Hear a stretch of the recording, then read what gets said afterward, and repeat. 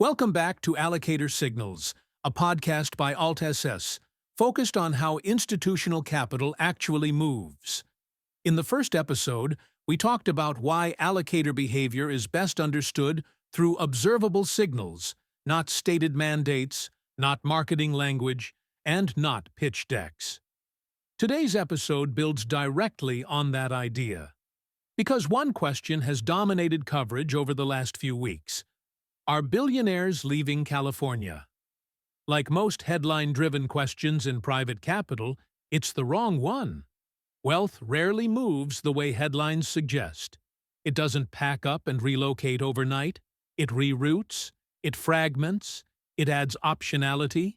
And for allocators, advisors, and fundraising teams, the first-order change is not residency.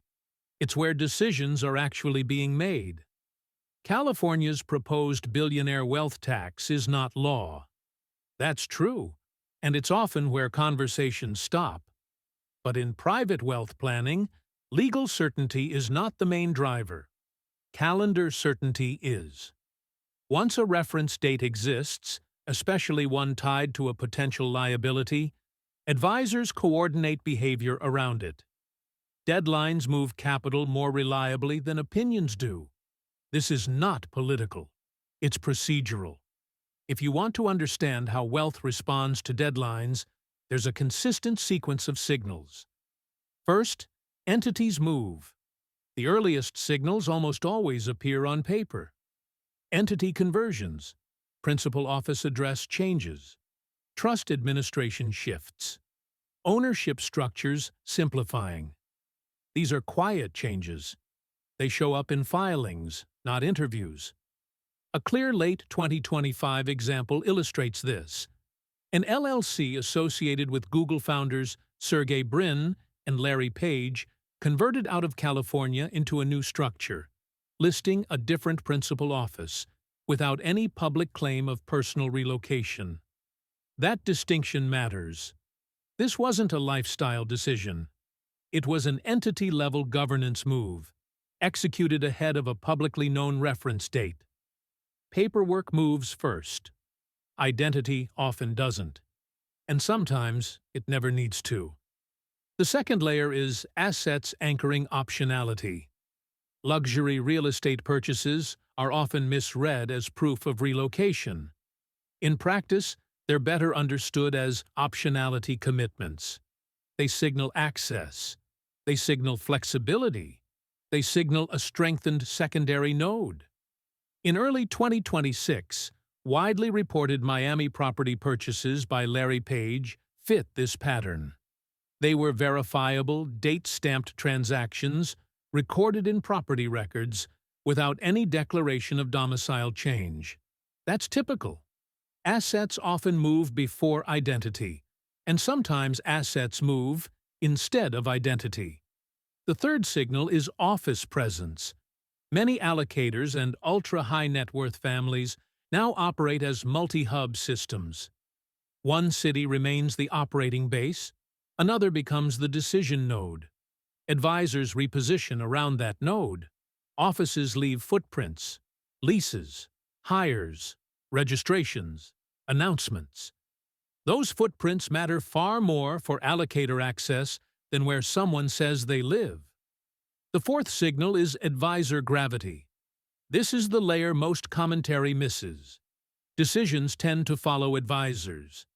Trust and estates counsel. Private wealth teams. Registered investment advisors. Multifamily offices. Allocators don't allocate to funds first. They allocate trust to advisors. Where advisors cluster, decision-making follows. This is why places like Florida and Texas keep appearing in coverage. Florida isn't important because everyone moved there. It's important because decision density compounds once it forms. The Miami to Palm Beach corridor works as a second node because it supports advisor adjacency, repeatable meeting density, and multi-hub governance. Texas behaves similarly, but not as one market. Austin, Dallas, and Houston serve different capital cultures and mandates.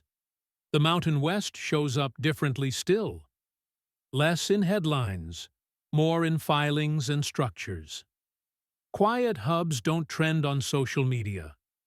They trend in paperwork. If your fundraising or allocation strategy for 2026 still relies on static location fields, old lists, or one-off roadshows, you're likely misrouting effort. Many allocators now operate as 2 or 3 node systems: California operations, a Florida or Texas decision office, separate trust or holding jurisdictions, advisors in entirely different cities. Where someone lives is often the least useful data point. Routing around decision density, rather than geography, produces better access and faster clarity. That's the real takeaway. Wealth migration is rarely a story about exits. It's a story about optionality, structure, and timing. Those who track behavior, not narratives, see changes earlier and operate with more precision as a result. If you want the full evidence-based breakdown, I published a longer OSINT analysis on AltSS. This has been Allocator Signals, Episode 2. Thanks for listening.